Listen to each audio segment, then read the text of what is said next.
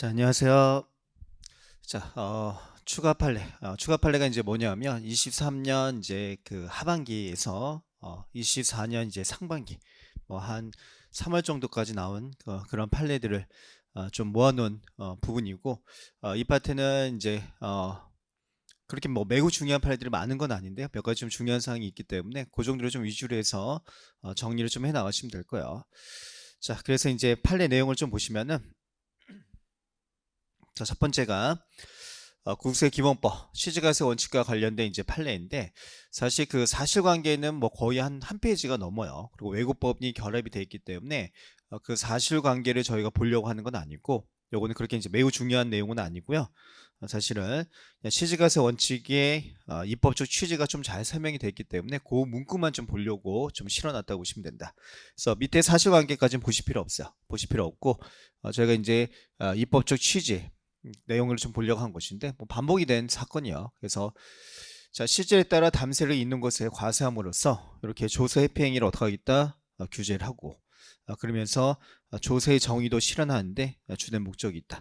근데 사실은 이제 조세의 정의보다는 과세형평 제고에 좀 초점을 맞춰서 조세 피해 행위 방지, 공평과세를 구현하는데 그 입법적 취지가 있다. 자, 다만 납세무자는 경제적 활동을 할 때 동일한 경제적 목적을 달성하기 위하여 여러 가지 법률 관계 중 어느 하나를 선택할 수 있고, 과세한청으로서는 이제 특별한 사정이 없는 한 당사자들이 선택한 법률 관계를 존중해 주는 필요는 있다. 그래서 이제 조세피 목적에서 비롯이 되었냐, 그런 것들을 좀 고려할 필요가 있고, 조세피 목적에서 비롯이 되지 않았다면 결과만을 내세워서 함부로 시지가세 원칙을 이제 적용할 수 없다는 일반적인 이제 판례의 태도가 다시 한번 반복이 된 사건이라고 보시면 된다. 근데 이제 이 사건은 이제 조세비 목적이 있었냐, 그걸 좀 본 건데, 조세비 목적에서 비롯된 것으로 보기 어렵기 때문에 시지가세 원칙을 이제 함부로 적용해서는 좀 안 된다, 뭐 그런 내용들이 좀 들어가 있었던 내용인데요. 그 사실관계까지는 보실 필요 없어요. 그래서 제가 보려고 한 거는, 교재 실어놓은 이유는 그냥 반복이 된 판례 태도이긴 하지만 이 부분은 다시 한번 좀 읽어보시라고, 그리고 조세피 목적 유무가 시지가세 원칙 적용 여부에서 중요한 역할을 하게 된다, 그걸 좀 설명드리려고 실어놓은 판례 내용이라고 보시면 된다. 자, 그 다음에 이제 이 두 번째 판례는 다소 이제 의미가 있는 판례이죠. 과세적부 심사청구 제도 자체가 제 중요한 사항 중에 하나가 되기 때문에, 자, 그래서 이제 사실관계에 이제 보시면 이제 어떤 내용들이 들어가 있냐면, 가공의 공사 원가를 계상했고 이 법인이, 그다음에 해외 공사 수익 금액 즉 매출액을 누락 신고한 부분이 있었다는 게, 신고해서 누락했고, 유가증권 성산차선을 성금에 잘못 산입했다는 이유로 대년 세무조사 결과 서면 통지라는 것을 하게 되었다. 자, 근데 그 중에서 가공의 공사 원가 계상이라든가 어떤 해외 공사 수익 금액 누락한 부분에 대해서는 법인세 포탈 행위에 대해서 통고 처분이 이루어졌다는 게, 통고 처분이 이루어지게 되었을 때, 자, 쟁점이 된 부분 이제 유익이요.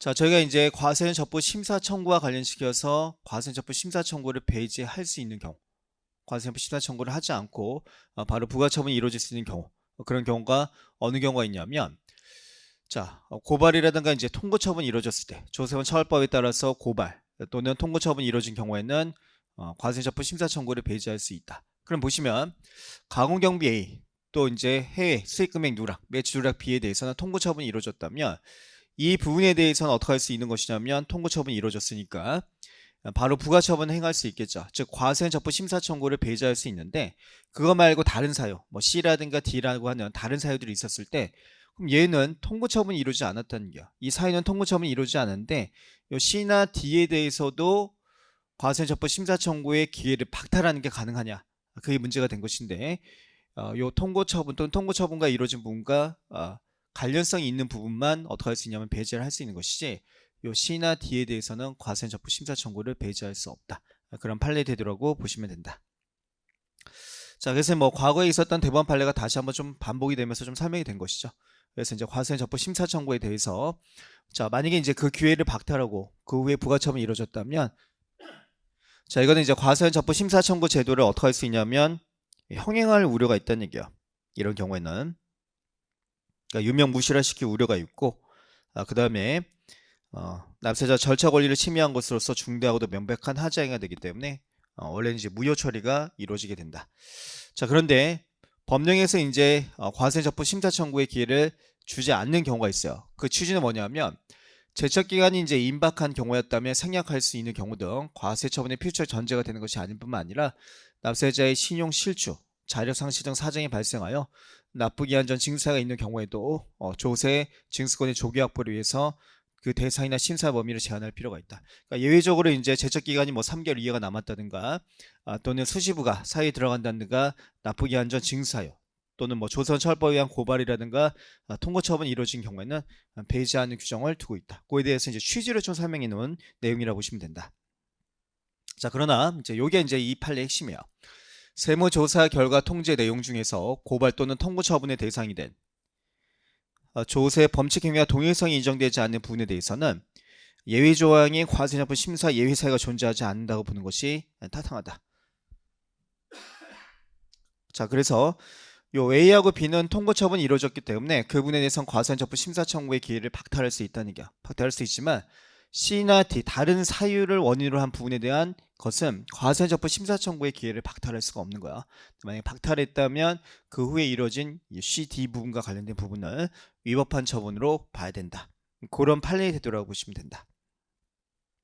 그래서 이 판례는 좀 그 중요한 의미가 있기 때문에 제 밑주신 부분들을 위주로 해서 좀 한번 읽어보시면 될 거고 상대적으로 이제 얘는 그 이런 얘기야. 제 과세 적부 심사 청구를 박탈할 수 있는 예외 사유에 뭐가 있냐면 납부 기한 전 징수사에 들어가게 되었을 때 납부 기한 전 징수사에 들어가게 된다면 그러면 과세 적부 심사 청구의 기회를 박탈하고 그냥 부과 처분을 할 수 있죠. 자, 그런데 이거는 이제 납부기한 전 징수 사유가 국세 징수법에 그 규정이 써져 있는데 국진법으로 들어가면 어떤 규정이 있냐면 국세를 포탈하려고 행위가 있다고 인정될 때에는 납부기한 전 징수사에 들어가기다. 그래서 여기는 사실은 그 국세 징수법 규정이라고 보시면 돼요. 그래서 국세 징수법에 국세를 포탈하려고 하는 행위가 있다고 인정되는 때 그때 의미가 뭐냐? 그에 대해서 싸운 것이 되기 때문에 다소 시험 범위를 조금 벗어난 의미가 있다고 보시면 돼요. 그래서 한 번 정도 읽어보시면 좋을 것 같아가지고 좀 실어놓은 판례라고 보시면 될 거고 요 부분에 나와 있는 것처럼 그냥 그 국세를 포탈하려고 하는 행위가 인정되는 때의 의미를 설명해 놓은 거야. 근데 이거는 이제 국세 징수법 규정이죠. 이 나와 있는 것처럼 국세 징수법 규정이 되기 때문에 한 번 정도 좀 읽어보시면서 그런 의미가 있구나 정도 보시면 될 거예요. 그래서 참고 목적으로 한번 좀 같이 읽어보시라고 써놓은 것이니까 한 번 정도 읽어보시면 뭐 충분하다. 자, 그다음에 여기도 이제 그렇게 중요한 논제는 아니고요. 이 사실관계는 대단히 복잡해요. 뭐 한 페이지가 넘는 사실관계여서 실제 나오기 어려운 그런 파트였기 때문에 사실관계는 좀 생략을 했고 자본 출자의 납입의 의미만 그냥 그대로 이해를 갖고 들어가시면 되는데 대법원 판례의 태도는 자본 또는 출자의 납입, 입금에서 제외하는 규정을 두고 있죠. 그때 자본 또는 출자의 납입이라고 하는 것은 어떤 의미냐면 특별한 사정이 없는 한 상법상 의미와 동일하게 해석하는 것이 당연히 엄격해서의 원칙 등에 부합한다는 점을 고려하게 된다면 상법상 회사가 설립 또는 설립 후 신주 발행 시 이루어진 납입 행위만을 의미하는 것이다. 그러니까 확장해서 해석하지 말아라. 자본의 납입 또는 출자의 납입의 개념을 사실관계가 워낙 복잡한 문제여서요. 그걸 물어보기 좀 힘들 것이고 이 정도 참고 목적으로 좀 이해해 보시면 될 거예요. 이 판례도 매우 중요한 판례는 아니다. 자, 그다음에 요거는 뭐 반복이 된 판례니까 한번 읽어보시면 될 거예요. 문구. 자, 반면에 이제 요 판례는 중요한 판례로 좀 보셔야 된다. 요 정도는 뭐 충분히 케이스 문제로 낼 수 있는 그런 부기부 파트의 핵심등이 되는 판례라고 보실 수 있고요. 문제만 내기 괜찮아요. 그렇게 어려운 법리가 들어가 있는 것은 아니기 때문에. 자, 그래서 사실관계를 읽어보시면은 2010년 내지 2018년 사업연도에 법인세 신고하면서 특수환경 대표 이사에게 가지금을 대여한 것으로 보아서 자, 2010년도에는 당좌이투 이자율을 적용하다가 2017년도에는 및 18년도에는 가중평균 차입 이자율을 각각 이자율 시가로 적용을 하게 되었다. 근데 2010년도 사업연도에 어떻게 했냐면 당좌이투 이자율을 시가로 선택을 했다는 얘기야. 신고할 때. 원래 이제 그 이후에 두 개 사업연도도 의무적으로 적용을 받아야 되는데 그 두 개 사업연도를 적용받지 않고 가중평균 차입 이자율을 적용했다는 얘기야. 그래서 이제 과세관청이 당좌이투 이자율을 이제 인정이자 시가로 이제 받다면 그게 과연 적법한 것으로 볼 수 있느냐. 자, 그래서 이제 여기 이제 나와 있는 이제 그 다툼은 자, 어떤 개념으로 좀 이해하실 수 있냐면 이런 개념이야. 자, 얘가 2010년도에 당좌 대출 이자율로 신고 시 선택을 했다는 얘기야. 자, 그럼 어떻게 되냐면 자, 그 선택한 사업연도와 그 다음 두 개의 사업연도, 그러니까 이제 11년, 12년까지 자, 그대로 이제 당좌 대출 이자율을 적용하게 돼 있죠. 근데 이번에는 13년도에 또 신고할 때 어떻게 했냐면 보니까 당좌 대출 이자를 또 선택한 거야. 마찬가지야. 13년, 14년, 15년 연속된 이제 3개 사업연도까지 당좌 대출 이자율을 적용을 하게 돼 있다. 근데 이번에 16년도에 어떻게 했냐면 또다시 당좌 대출 이자를 선택했다는 얘기야. 그런데 갑자기 17년, 18년도에 얘가 가중평균 차입 이자를 적용했다면 당좌 대출 이자율을 적용하는 게 맞느냐, 아니면 가중평균 차입 이자율을 적용하는 게 맞느냐, 그게 문제가 된 사건인데, 자, 법인이 주장한 건 요 얘기야.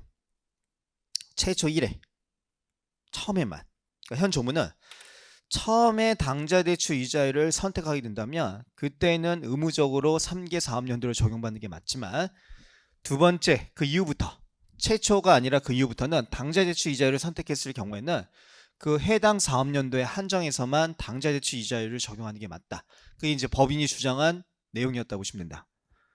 자, 근데 저희 조문 아시다시피 그런 규정이 없어요. 저희 조문은 어떻게 되어 있냐면 신고할 때 당좌 대출 이자를 선택했다면 그러면 이 조문은 자, 가중평균 차입이자율이 높을 때는 당좌 대출 이자를 선택하고 가중평균 차입이자율이 낮을 때는 가중평균 차입이자율을 선택하는 방식을 통해서 왔다 갔다 거리면서 조세피 목적으로 악용하는 것을 방지할 목적으로 당좌 대출 이자를 선택하게 된다면 3개 사업연도의 모든 거래에 대해서 적용을 하게 되는 거야. 조세피 방지 규정으로. 자, 따라서 이렇게 써져 있지 않죠. 최초로 선택했을 때, 처음으로 당좌대출 이자율을 선택했을 때 한정해서만 상계 사업연도를 적용받는 것이 맞고, 그 이후부터는 선택한 사업연도에 한정하겠다는 표현이 없는 이상 조문 엄격해서 원칙에 따라서 당연히 어떻게 하셔야 되냐면 16년도에 당좌대출 이자율을 선택했다면 17, 18년도까지도 전부 다 당좌대출 이자율을 써야 되는 거야. 그래서 가중평균 차입 이자율을 적용했다면 당좌대출 이자율로 경정한 것은 입법적으로 타당한 것으로 보셔야 된다. 자, 그래서 이제 판결 요지 그 얘기가 좀 설명이 되는 거고, 이거 읽어보시면서 좀 정리를 해갖고 들어가셔야 되는 이거는 중요한 판례이다. 근데 이게 출제가 된다면 당연히 시가 산정하는 방식을 좀 물어볼 수 있어요. 어느 경우에 가중평균 차입 이자율을 적용하고 특히 이제 당좌 대출 이자율을 예외적으로 적용할 수 있는 경우가 언제냐, 그런 것들을 이론형 문제에서 충분히 낼 수 있고, 또 특수관계에 대한 인정이자 입금산입 문제, 가지금에 대한 인정이자 입금산입 문제에 대한 과세 문제까지도 연결해서 같이 출제할 수 있는 그런 문제 유형이 되기 때문에 이 판례는 저희가 좀 중요한 판례로 좀 기억을 해갖고 들어가실 필요가 있다. 물론 판례를 몰라도 충분히 풀 수 있는 문제이긴 하지만 그래도 정리를 좀 해보세요. 자, 그 다음에 이제 이 판례는 이제 소득세법 판례인데 조금 중요성이 떨어진다고 보시면 된다. 이 판례는 이제 과거에 있었던 판례하고 거의 유사한 판례예요. 유사한 판례로서 정리해고가 이루어지자 그 정리해고에 대해서 이제 해고 무효 확인해소를 소송을 제기하게 되었고, 조정이 이제 이루어져서 서로 합의가 된 거야. 그래서 이제 일정한 금액을 주고 깨끗하게 이제 해결이 되었다. 자, 그래서 총 이제 250억의 대가를 지급하게 되었다는 얘기야. 그러면서 어떻게 했냐면 이거를 이제 기타 소득 사례금으로 봐가지고 원천징수가 이루어졌을 때 과연 이 돈을 사례금으로 보는 것이 맞느냐. 근데 종전 판례도 역시 존재하는데 거의 비슷한 판례가 존재하게 돼요. 그래서 이렇게 해고자의 분쟁으로 지급한 돈, 분쟁이 발생해서 그 분쟁을 조기 해결할 목적으로 돈을 줬다면 분쟁이 조기 해결, 원활하게 사무처가 이루어져서 고마운 마음에 지급한 금액으로 보는 거야. 그래서 대법원 판례의 태도는 이거를 사례금으로 보게 돼 있다. 그래서 이거 과거에 아마 그 판례집 강의를 들으셨다면 요 판례 강의를 한번 들으신 적 있을 거예요. 요거 비슷한 판례를 거기서도 사례금으로 본 것처럼 여기서도 이제 사례금으로 그대로 본 것이다. 그러니까 판례가 좀 사실은 반복이 된 판례라고 좀 보실 수 있고, 사례금은 일단 시험에서 매우 중요한 논제는 아니에요. 최근에 시험에서 19년도에 출제가 되었었기 때문에 그래서 과거 판례가 반복이 되었다고 보시면 될 거고, 그 반복된 판례의 태도를 다시 한번 좀 읽어보시면 된다. 매우 중요한 판례는 좀 보실 수 없다. 자, 그다음에 이제 상징세 판례가 있는데 제가 요 판례에 좀 실어놓은 이유는 요 판례의 사실관계는 너무 복잡해요. 너무 복잡해서 뭐 거기까지 꼭 보실 필요는 없을 것 같아서 요 판례에서 이제 그 첫 번째 납세무 이제 성립 시기, 증여 시기에 대한 설명이 좀 들어가 있어서 그거를 좀 한번 확인해 보려고 한 거야. 그럼 사실 이제 과거의 판례를 다시 한번 반복한 건데, 그래서 보시면은 자, 상장 등에 따른 이익의 증여 규정, 비상장 주식이 어떻게 되었다? 5년 안에 상장이 되었다면 그 상장 등에 따른 이익의 증여 규정을 적용하게 돼 있는데 취지를 좀 설명을 해줬죠. 자, 그래서 최대 주등과 특수한 게 있는 자가 얻은 비상장 주식의 상장 이익에 대해서 증여세를 부과하거나 또는 증여나 취득 당시에 실현이 예견된 부의 무상 이전까지 과세함으로써 자, 사실은 이제 예시적 규정, 변칙적 증여 행위에 대한 취지는 다 동일하다 보실 수 있는데 변칙적 증여 행위에 대해서 과세를 함으로써 조세 행위를 방지하고 특히 중요한 게 공평 과세를 실현하는데 과세 형편을 구현하는데 그 입법적 취지가 있다고 보시면 된다. 자, 그다음에 자, 실제로 상장된 후에 상장이익을 증여 또는 취득 시점에 사실상은 무상 이전이 된 재산가액으로 보아서 과세하는 규정으로서 이러한 상장이익을 해당 주식의 상장으로부터 3개월 되는 날을 정상 기준으로 계산할 뿐 자, 실제로 납세무 성립 시점은 언제로 봐야 되냐면 최초 증여시 또는 최초 취득시로 보는 게 맞다. 그래서 납세무 성립 시기에 대해서는 제가 정상 기준으로 납세무 성립 시기로 볼 수 없고 과거로 돌아가서 사실은 후에 드러난 가치로 처음에 있었던 가치를 다시 계산하는 개념이라고 보실 수 있어요. 정산이라는 개념을 두고 있기 때문에 납세무 성립 시점은 이제 최초 증여시 또는 처음에 취득했을 때로 봐야 된다. 그 밑에 거는 한번 읽어보시면 될 거고 요 문구하고 취지를 좀 보려고 좀 실어놓은 판례라고 보시면 돼요. 자, 그 다음에 자, 요 판례는 좀 중요한 판례로 보셔야 돼요. 배우자 상속공제와 관련된 판례 규정은 그래서 사실관계는 이제 읽어보시면은 이제 대충 어떤 사실관계가 좀 들어가 있냐면 저 여기까지 좀 설명 드릴게요. 자, 돌아가시기 전이요. 그러니까 돌아가시기 전에 피상속인이 있었는데 B하고 어떻게 했냐면 매매계약이라는 것을 체결하게 되었다. 이렇게 이제 매매계약을 맺게 되었다. 그래서 이제 계약금을 받아가요. 부동산에서 이제 계약금을 수령하게 되는데 자, 안타깝게 이제 이때 잔금을 지급하면서 원래 소유권을 넘겨주기로 했는데 잔금을 지급하기 전에 돌아가신 거야. 피상속인이 사망을 하게 되었다. 이 부동산에 대해서. 그래서 이제 상속인으로 배우자하고 자녀가 있었는데 이제 상속 등기를 하지 않고요. 저희 부동산 등기법에 따라서 돌아가신 명의로 그대로 둔 상태에서 바로 B에게 소유권 이전 등기가 일어날 수 있어요. 그래서 어떻게 했냐면 그대로 그냥 소유권 이전 등기를 시켜줬다는 얘기야. 그러고 나서 이 부동산에 대해서 2분의 1에 해당하는 금액, 예를 들어서 이 부동산이 그냥 40억이었다고 가정을 하게 된다면 배우자에게 20억이 상속이 된 것처럼 보고 배우자 상속공제를 적용했다는 얘기야. 20억에 대해서. 자, 그러면 과연 20억에 대해서 배우자가 실제 상속받은 재산을 봐서 배우자 상속공제를 적용받을 수 있느냐, 아니면 최소한 5억을 공제받을 수 있기 때문에 그냥 최소 5억 원만 공제를 해야 되냐. 그래서 읽어보시면 자, 이 사건 이제 부동산의 2분의 1 지분을 배우자가 상속받은 것처럼 보고 배우자 상속공제액을 일정 부분 적용을 하게 되었다. 자, 근데 배우자 상속재산 분할 기간까지 부동산 대한 상속재산 분할을 하지 않았다는 이유로 배우자 상속공제액을 그냥 최소 금액 5억 원으로 감액을 한 거야. 5억 원으로 감액을 했다. 자, 이제 사실관계 보니까 돌아가신 분 망인이라고 부르죠. 그러니까 돌아가신 분 사망 이전에 매매계약을 체결하고 계약금을 수령했고 잔금을 이제 수령하기 전에 사망을 했다. 근데 상속인들이 그냥 돌아가신 분 명의로 그대로 둔 상태에서 B에게 소유권 이전 등기가 마쳤다면 이때 과연 배우자 상속공제를 적용받을 수 있느냐. 자, 그랬을 때 이제 요 판례에서 일단 배우자 상속공제의 입법적 취지를 좀 설명을 해줬기 때문에 뭐 시험에서 물어보자면 배우자 상속공제의 취지를 좀 물어볼 가능성은 충분히 있다고 보시면 된다.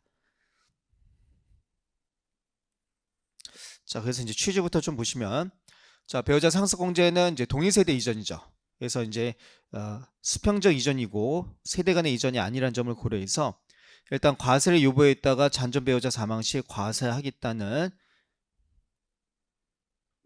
자, 그런 취지가 좀 담겨져 있고 또 잔존 배우자가 재산 형성에 기여했다는 점도 반영한 규정이 되는 것이다. 자, 근데 이제 상속세 과표 신고기한의 다음 날부터 9개월 안에 배우자 명의로 등기, 등록, 명의개설 요하는 자산이면 등기 등록 명의 개설을 하게 돼 있어요. 조속한 재산의 분할을 유도하고 있는데 그 이유는 배우자 상속공제를 통한 조세피를 좀 방지하기 위해서 배우자 명의로 조속히 어떻게 하고 있는 것이냐면 등기 등록 명의 개설을 요한 자산은 등기 등록 명의 개설을 하게 돼 있다. 자, 그 다음에 이렇게 등기 등록 명의 개설하고 그 다음에 상속재산 분할 사실을 신고하도록 하게 돼 있는데 이 상속재산 분할 사실 신고 자체는 그거는 필수적 절차 규정은 아니라는 게 단순 협력 의무에 불과하다. 그래서 상속재산 이제 분할 사실을 신고를 안 했다고 할지라도 어쨌든 9개월 안에 등기 등록 명의 개설가 이루어졌다면 이제 배우자 상속공제는 적용을 받는 게 이론적으로는 타당하다고 보시면 돼요. 그래서 단순 협력 의무에 불과할 뿐 필수적 요건은 아니다. 이 분할 사실 신고 자체는. 자, 그러나 이제 뭐는 필수적 요건이냐면 저희 배우자 명의로 등기 등록 명의 개설가 이루어져야 돼요. 자, 그래서 이 부동산이 배우자 명의로 등기가 이루어져야지만 그 부분에 대해서 배우자가 실제 상속받은 재산을 봐서 어떻게 되냐면 배우자 상속공제를 적용받을 수 있는데 여기 잘 생각해 보시면 배우자 명의로 등기가 안 되죠. 돌아가신 분 명의로 그대로 뒀다가 이게 B라는 사람에게 소유권 이전 등기가 이루어진 거야. 배우자 명의로 예를 들어서 이 부동산의 20억이 등기가 되지 않았다는 얘기야. 그러면 배우자 명의로 등기를 요한 자산인데 등기 등록 명의 개설이 이루어지지 않은 자산이 되기 때문에 이거는 배우자가 실제 상속받은 금액에는 포함이 될 수 없고 최소한 공제받을 수 있는 금액인 5억 원을 공제한 것은 적법하다. 그런 얘기를 보시면 된다. 그래서 이 상속재산 분할 사실을 신고하는 것 자체는 단순 협력 의무에 불과하기 때문에 필요적 요건은 아니지만 자, 뭐는 필요적 요건이냐면 등기 등록 명의 개설 요한 자산이면 등기 등록 명의 개설은 9개월 안에 이루어져야 돼요. 상속세 과표 신고 기한 다음 날부터 9개월 안에 이루어져야 된다. 자, 근데 이건 필요하다는 게요. 그러나 배우자 상속공제를 적용받기 위해서는 뭐는 필요하냐면 이 사건 부동산에 관해서 배우자 명의로 등기가 이루어지는 게 필요하다. 근데 돌아가신 분 명의로 그대로 뒀다가 그대로 어떻게 되냐면 매수인에게 등기가 되었으니까 배우자 명의로 등기가 된 적이 없어요. 배우자의 재산이라고 하는 것이 등기가 된 적이 없기 때문에 그걸 인정해 줄 수 없다. 그런 얘기로 보시면 돼요. 그래서 이 배우자 상속공제는 이제 중요한 판례로 좀 보실 수 있고, 자, 그 다음 이제 판례가 있는데, 이 판례는 조금 앞에 보셨던 배우자 상속공제는 중요성이 좀 떨어지는 판례라고 보실 수 있지만, 어쨌든 필수 판례요. 좀 의미를 좀 알고 들어가셔야 되는 판례가 된다. 그래서 저게 이제 상장 등에 따른 이익의 증여 규정이 있고, 그 다음 조문에 비상장 법인이 상장 법인하고 합병이 되면서 합병에 따른 상장 이익이 발생해도 상장에 따른 이익 증여 규정과 동일하게 증여세 과세 예상에 집어넣고 있는 규정이 있는데 그거와 관련된 좀 판례라고 보시면 된다. 자, 근데 이제 이 사건은 이런 얘기야. 자, 처음에 자녀가 비상장 주식을 자기 자금으로 취득을 하게 되었다. 자, 근데 이 비상장 법인이 유상 증자를 하게 되었고 자녀가 이제 신주를 그때 인수하게 되었다는 얘기야. 자, 그런데 죽음에 납입을 할 때 이 돈을 아버지로부터 증여를 받은 돈으로 죽음을 납입했다면 자, 이 신주 부분에 대해서 나중에 이제 비상장 주식이 상장법인과 합병하면 되면서 이 비상장 주식이 상장 주식으로 바뀌었다면 이때 합병 상장에 따른 증여세 과세를 할 수 있느냐. 그게 이제 문제가 된 사건이라고 보시면 된다. 자, 그래서 이제 저희 보통 이제 기본 강의 들으실 때 어떤 개념을 좀 배우시냐면 신주와 관련시켜서 이런 개념을 좀 배우신 적이 있을 거예요.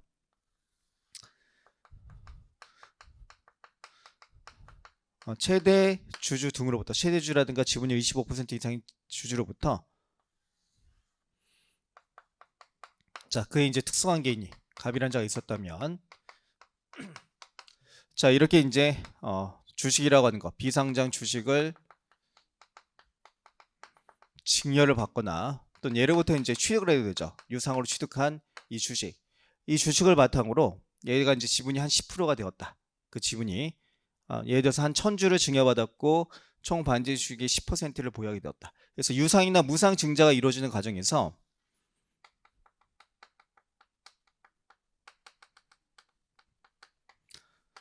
자, 이 갑이라는 자가 이제 신주를 배정받게 된다면 유상 무상 증자 시 이 신주도 역시 포함이 되죠. 포함이 되어서 상장 등에 따른 이익의 증여 규정이 적용이 된다고 배우셨다. 자, 근데 이 신주의 범위에 이제 이게 포함이 되냐가 문제가 된 거야.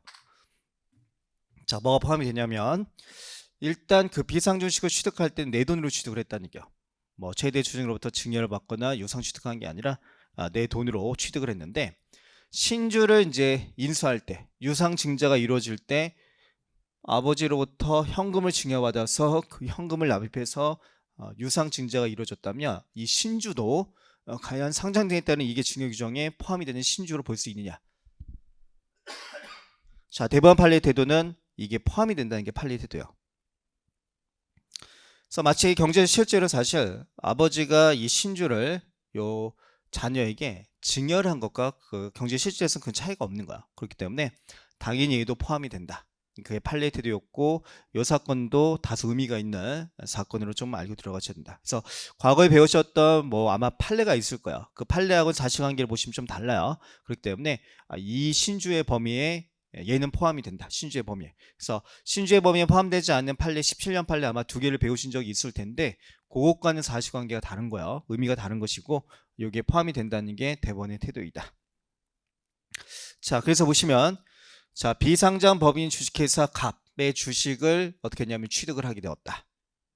자, 근데 갑이 주주 배정 방식의 유상증자를 실시하게 되었고, 원고는 이제 소인으로부터, 즉 아버지로부터 증여받은 현금을 재원으로 신주를 인수하게 되었다는 얘기야. 자, 그러면 이 부분에 대해서도 결국 합병에 따른 상장 등에 따른 이익의 증여 규정을 적용할 수 있느냐. 판례 태도는 적용할 수 있다는 게 판례 태도야. 그래서 당연히 포함이 된다.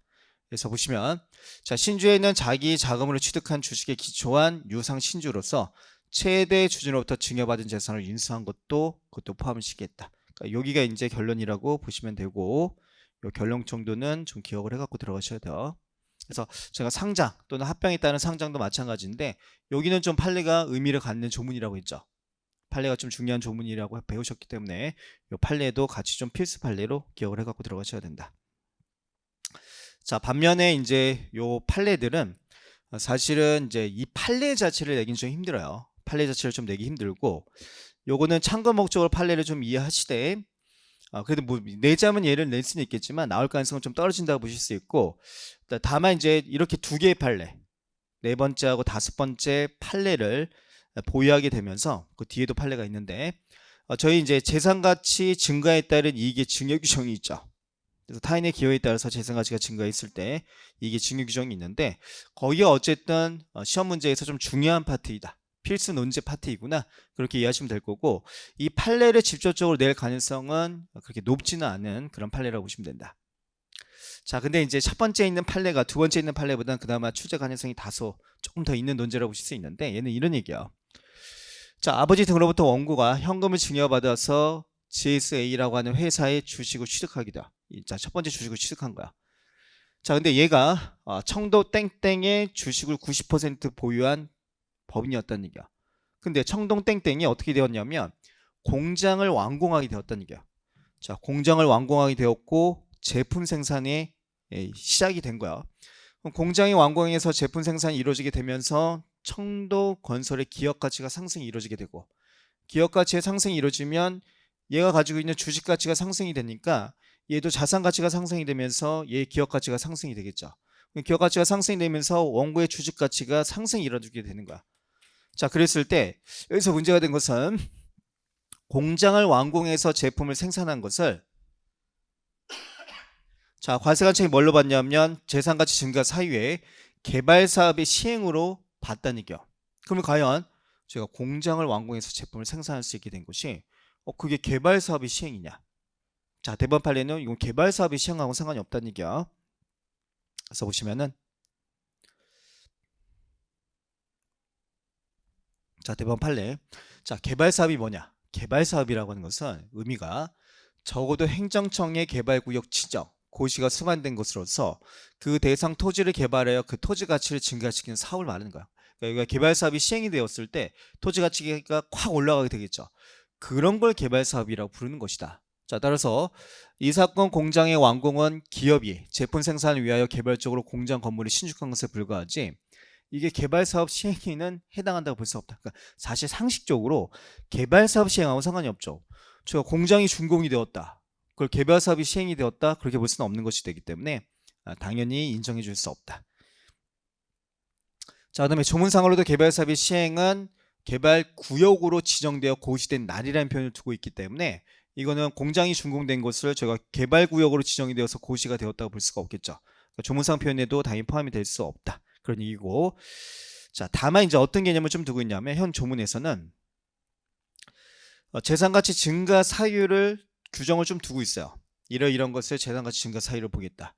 그래서 뭐 공유물이 분할이 되었다든가 또는 뭐 지하수, 뭐 개발, 인허가가 이루어지는 경우 등 어떤 비상장 주식이 협회에 등록되는 경우.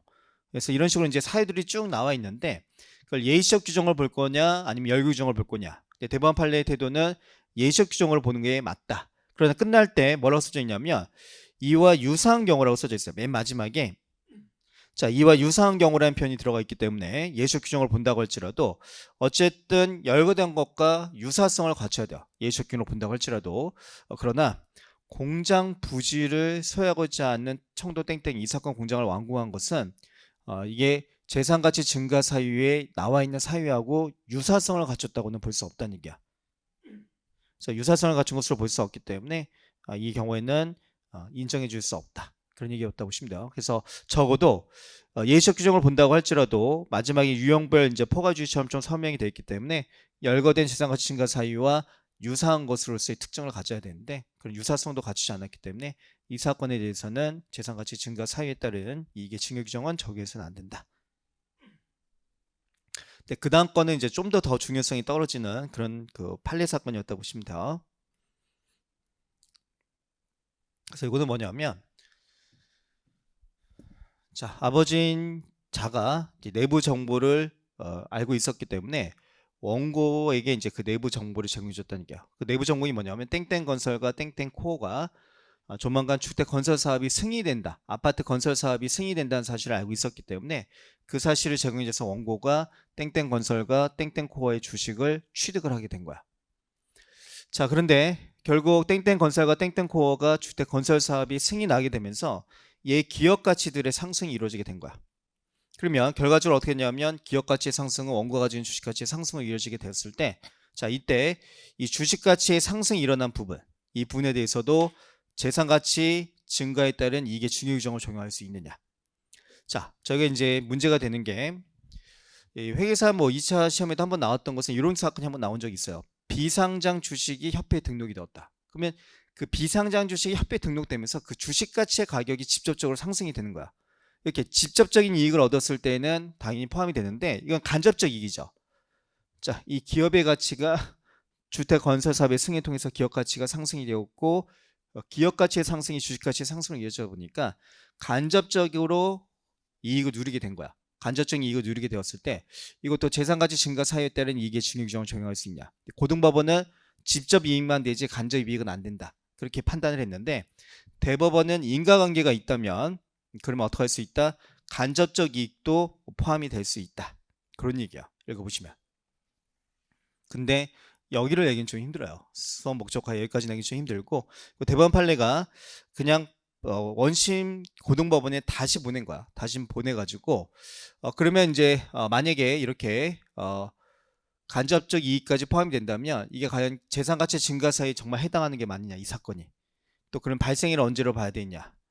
그 다음에 어떤 이익이 포함이 될 수 있느냐. 뭐 그런 것들을 다시 심리를 해라. 그렇게 보낸 것에 불과하기 때문에 고등법원에서 다시 심리해서 다시 대법원에 또 와야 돼요. 그래야지만 이제 최종 결론이 나오는 것이니까 자, 요거는 좀 내기 힘들다고 보십니다. 그래서 요거는 그냥 참고 목적으로 한번 읽어보시면 될 거고 어쨌든 두 개의 판례를 직접적으로 내기는 좀 힘든 면이 있고요. 판례보다는 이렇게 이제 재산가치 증가 사유에 대해서 잘 기억을 하셔야 되고 요 조문이 회계사 시험에도 2번 출제가 된 적이 있을 만큼 출제 가능성이 좀 높은 논제로 이해를 하시면 돼요. 그러니까 판례 자체가 중요한 게 아니라 이 두 개의 판례를 통해서 요 조문 재산가치 증가로 얻은 이익의 증여 규정 파트가 중요한 조문이구나. 그 정도를 좀 이해하실 수 있으시면 뭐 충분하다. 자, 그 다음에 이제 상징세 판례. 그 다음 판례를 보시면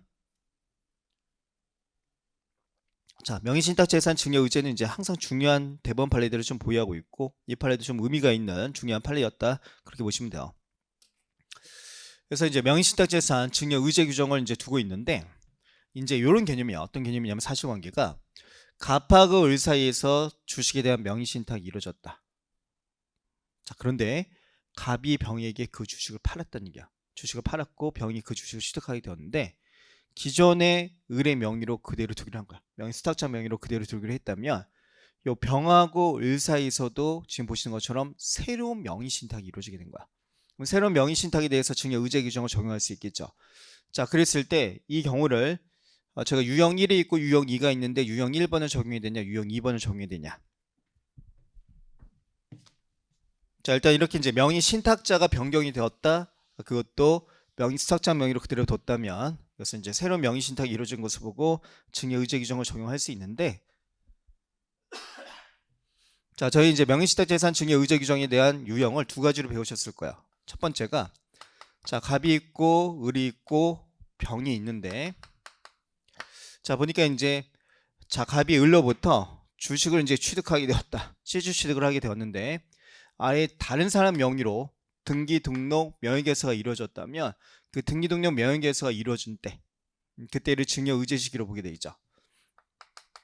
자, 근데 그게 아니라 자, 갑이 을로부터 주식을 취득하게 되었는데 명의개서를 가지고 와야 되는데 명의개서를 가지고 있지 않다면, 장기간 명의개서가 이루어지지 않고 있다면 그 취득이 속한 해의 다음의 말일의 다음 날, 여기는 항상 1월일이 된다고 했는데 1월 1일 날 뭐가 이루어진 것을 뭐냐면 증여가 이루어진 것을 의지하는 규정을 두고 있다. 이렇게 두 가지 유형이 있다고 배우셨는데, 그러면 이렇게 지금 보시는 것처럼 갑으로부터 주식을 취득하면서 을의 명의로 그대로 두기로 했다는 얘기야. 그러면 이제 병하고 을 사이에 새로운 명의 신탁이 이루어졌다고 봐야 되는데 얘는 유형 1번을 적용받는 것이냐 아니면 장기간 명의 개설을 안 가져온 것을 보고 명의 개설가 미이루어진 경우를 보고 유형 2번을 적용해야 되냐.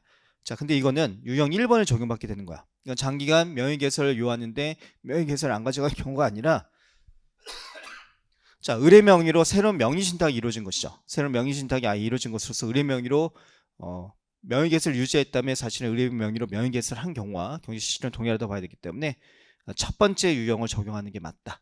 그래서 이런 명의 신탁이 합의가 이루어진 날, 그때를 증여 시점으로 보는 게 맞다. 그런 판례제도 있고 조금 어려운 판례라고 보실 수는 있다.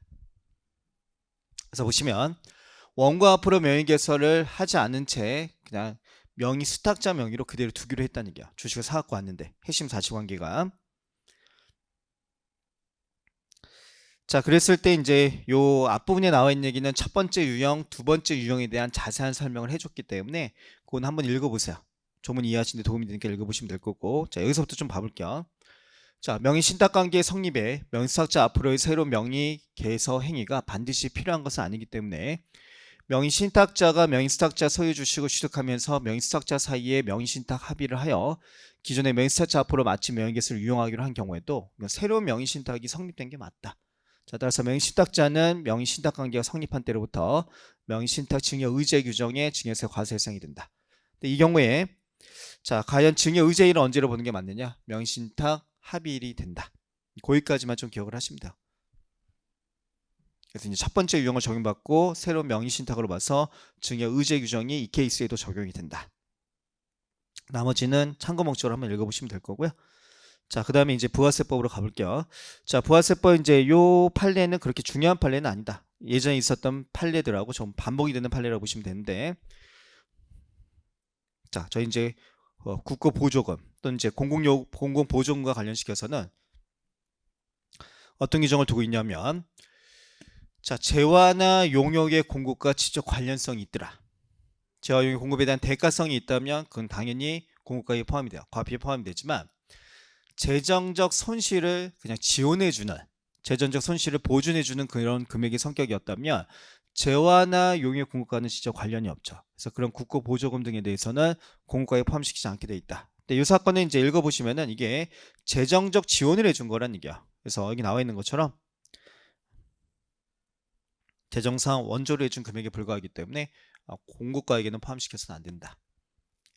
그래서 과거에 뭐 한국철도공사와 관련시켜서 뭐 장애인 요금이라든가 아니면 노인 요금에 대해서 뭐 할인해 준 경우, 그 다음에 벽지노선 운행에 대해서 보전받은 금액들, 그런 것들에 대해서도 역시 공급가에 포함되지 않는다는 판례를 아마 보신 적 있을 텐데 그 판례와 유사한 사항이고요. 뭐 사실관계는 그렇게 중요치 않기 때문에 그냥 요 판례가 다시 좀 반복이 됐구나. 비슷한 사건이. 그런 식으로 좀 이해해 보시면 될 거야. 한번 읽어보시면 될 거고.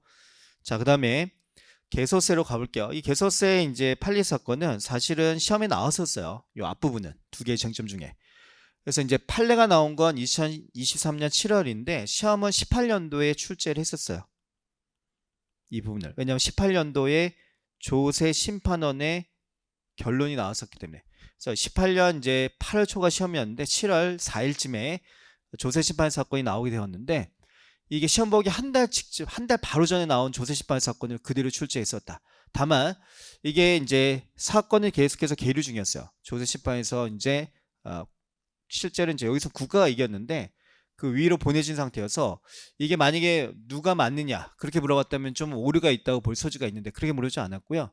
과세관청이 주장할 수 있는 근거가 뭐냐, 그냥 과세관청이 주장을 한번 펴봐라, 그런 식으로 출제가 했기 때문에 전혀 문제에서 이제 오류는 없었다고 보시면 돼요. 결론을 물어본 건 아니기 때문에.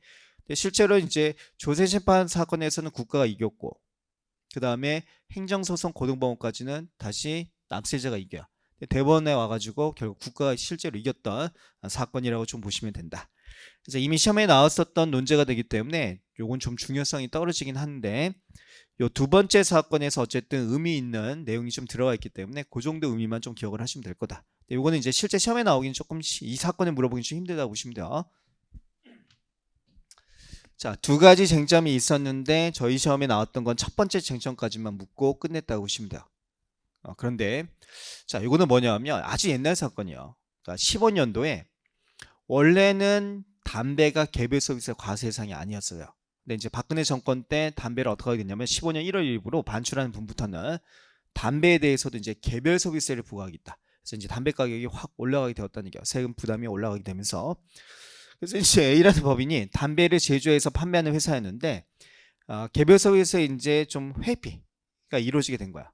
개별 서비스에 이제 회피를 하면서 그 이익을 향유하기 위해서 어떻게 이제 머리를 굴렸냐면, 자, 원래는 이제 창고가 필요 없는데 임시 창고를 하나 얻어요. 임차를 얻어가지고 14년 9월부터 12월까지 여기에 반출한 거야. 반출하고 여기에 있던 담배가 15년 1월 이후에 이제 A의 물류센터로 반출이 되어서 여기서 이제 담배가 다시 판매된 반출이 이루어졌다는 얘기야.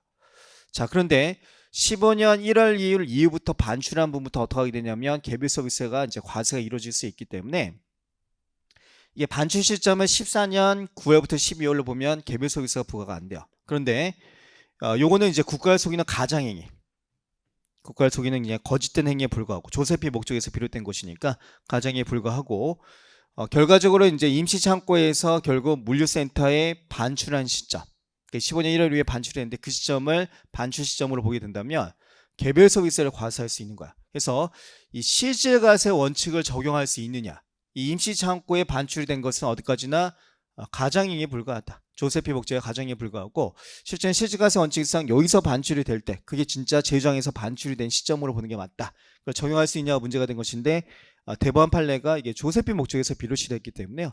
실질과세 원칙을 적용해서 임시창고에 반출이 된 때가 아니라 임시창고에서 반출이 될 때, 그때가 반출 시점으로 보는 게 맞고 15년 1월 이후에 반출이 되었기 때문에 개별 서비스를 부과할 수 있다는 그런 결론이었다. 그래서 이제 18년도 시험 문제가 사실 실질과세 원칙을 주장하면 된다. 그런 얘기가 들어가면 그게 답이었다고 보시면 돼요. 하나가 더 있었는데 뭐냐면, 자, 이 A라고 하는 담배 제조 회사가 어떻게 하게 되냐면, 자, 물류센터로 14년 9월부터 12월까지 미납세 반출을 하게 돼요. 근데 미납세 반출이라고 하는 것은 개별 서비스를 어떻게 주는 것이냐면 잠시 더 지켜보겠다, 유보가 이루어지게 되는 것이죠. 자, 그러고 나서 이제 이 물류센터가 그러면 어떻게 되냐면 미납세 반출이 이루어지게 된다면 제조장으로 의제가 돼요. 제조장으로 의제가 되었을 때 이 이제 물류센터에서 어떻게 했냐면 담배를 반출한 시점은 15년 1월 1일이었다는 얘기야. 그럼 납세무 성립 시점을 이 미납세 반출이 일어난 시점, 제조장에서 반출이 될 때가 납세무 성립된 시점이냐, 아니면 여기가 제조장으로 의제가 되기 때문에 여기서 나갈 때 그때가 납세무 성립 시점으로 볼 것이냐, 그에 따라서 개정세법이 이제 15년 1월 이후부터 제정에서 반출이 된 부분부터 과세할 수 있다고 써져 있었기 때문에 납세무 성립 시점을 언제로 볼 것이냐에 따라서 개정세법 적용 여부가 달라지게 되는 거야. 즉 개별 서비스의 적용 여부가 달라질 수 있는데 대법원 판례는 미납세 반출이 이루어지게 된다면 과세가 유보가 된다는 얘기야. 과세가 유보가 되고 여기를 제조장으로 보게 됐기 때문에 여기가 제조장으로 바뀌었으니까 여기서 반출이 될 때 어떻게 되는 것이다? 미납세 반출의 경우에는 납세 의무가 성립이 되는 것으로 봐야 된다. 물론 이견이 존재할 수 있어요. 사실은 좀 다른 각도로 보면 이견이 존재할 수 있는데 어쨌든 대법원 판례는 미납세 반출의 경우에는 제조장으로 의제가 된 여기서 반출이 될 때 납세 의무가 성립이 된다는 그런 결론이었다고 보시면 돼요. 그래서 사실 첫 번째 쟁점은 이미 시험에 나온 거고요. 그렇게 중요한 사항은 아닌데 여기서 보시면 이제 제조자가 담배세 등의 인상 차익을 얻기 위하여 담배세 인상되기 전에 통상적인 행위 거래 형태에서 벗어나서 일시 방편적으로 마련된 장소에 담배 옮긴 것에 불과하다면 이건 반출로 볼 수 없다. 경제 실질에 따라서 반출을 보지 않겠다. 그 정도 의미로 보시면 될 거고.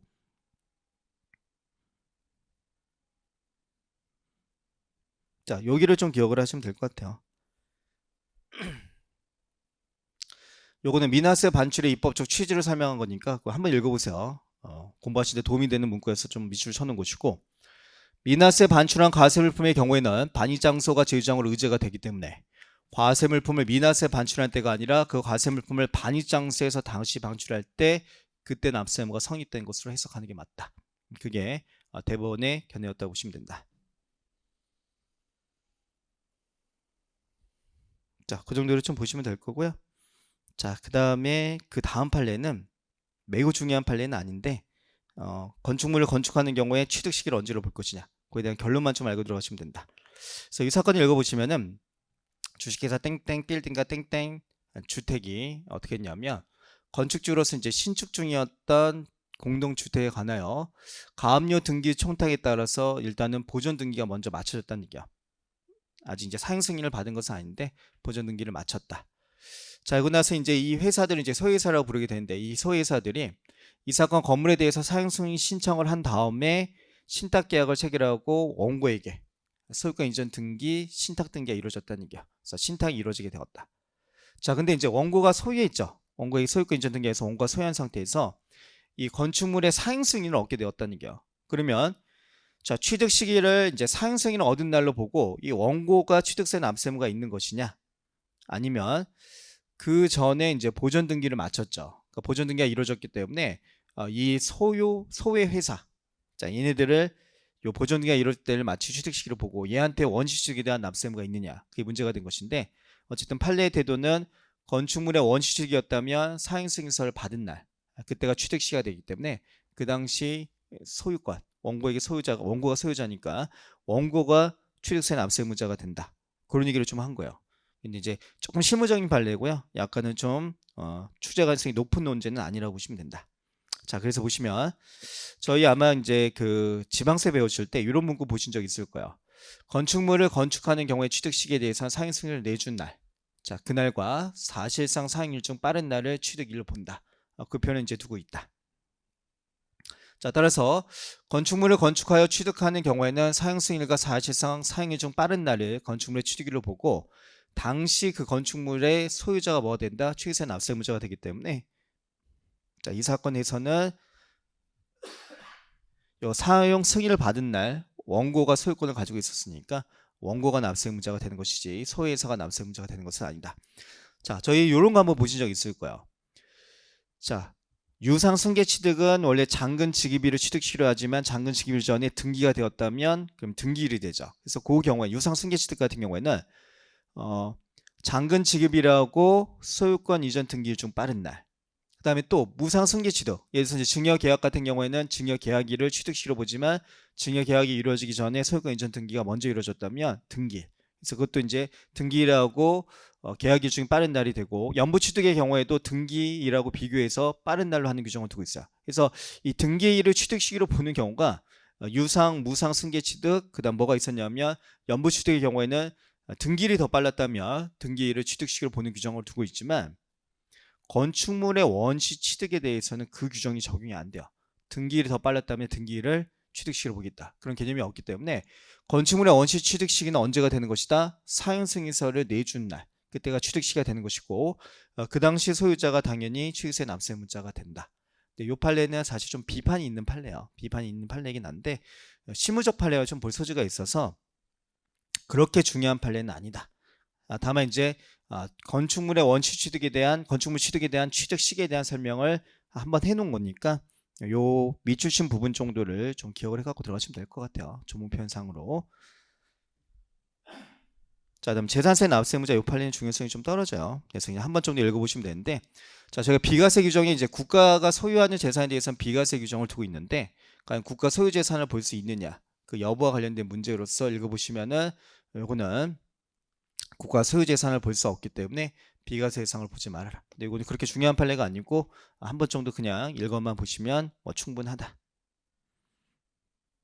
자, 그다음에 이제 오피스텔에 대해서 아마 수업 시간에 들으신 적이 있을 거예요. 이거는 뭐 과거에 있었던 내용들이 그대로 좀 반복이 된 것으로 보실 수 있는데, 이 재산세는 이제 공무상 현황과 사실상 현황이 달랐다면 사실상 현황에 가게 돼 있어요. 재산세 자체는.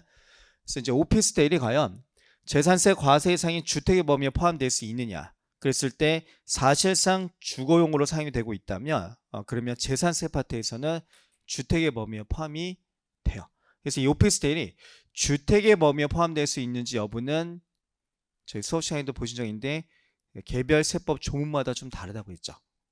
그래서 그거에 대한 설명이 좀 들어가 있는 것인데, 어쨌든 재산세 파트에서는 주택의 범위에 포함될 수 있다. 그래서 보시면, 자, 재산세 과세상 물건이 공모상 등재 현황과 사실상 등재 현황이 다른 경우에는 사실상 현황에 따라 재산세를 부과한다고 규정하고 있기 때문에 재산세 과세상이 주택에 해당한지 여부는 특별한 사정이 없는 한 공모상 용도에 관계없이 재산세 과세 기준 현재 이렇게 사실상 주거용으로 사용되는지 여부를 원칙적으로 기준으로 판단하게 돼 있다. 근데 원고가 이 사건 가 오피스텔을 민간 임대주택으로 등록한 후 주거용으로 임대한 사실 등은 판인상과 같은 사정을 이행하게 된다면 사실상 이제 주거용으로 사용이 되고 있었다는 얘기야. 그래서 사실상 현행에 따라 주택으로 분류한 것은 적법하다. 그래서 이 재산세는 원칙적으로 사실상 현황에 의하게 되기 때문에 주거용 오피스텔 같은 경우, 오피스텔이 주거용으로 사용이 되고 있다면 그건 재산세 과세 대상 중에서 주택으로 볼 수 있다는 게 대법원 판례의 태도였고, 이 판례는 뭐 수업 시간에도 한번 설명드린 적이 있을 거야. 이 판례가 나오기 전부터 원래 그렇게 취급을 하고 있었기 때문에, 그래서 이제 그 정도 판례가 있었구나 보시면 될 거예요. 근데 판례의 비중이 뭐 최근에 매우 높지는 않기 때문에 너무 판례를 파고드실 필요까지는 없고, 제가 설명드린 것처럼 결론을 좀 중심으로 해가지고 정리를 하시되, 특히 좀 빨간 색깔을 표시한 부분들은 그건 좀 자세하게 보고 들어가실 필요가 있다고 보시면 돼요. 그래서 여기까지 해가지고 추가 판례 내용 강의를 좀 마칠게요. 수고하셨습니다.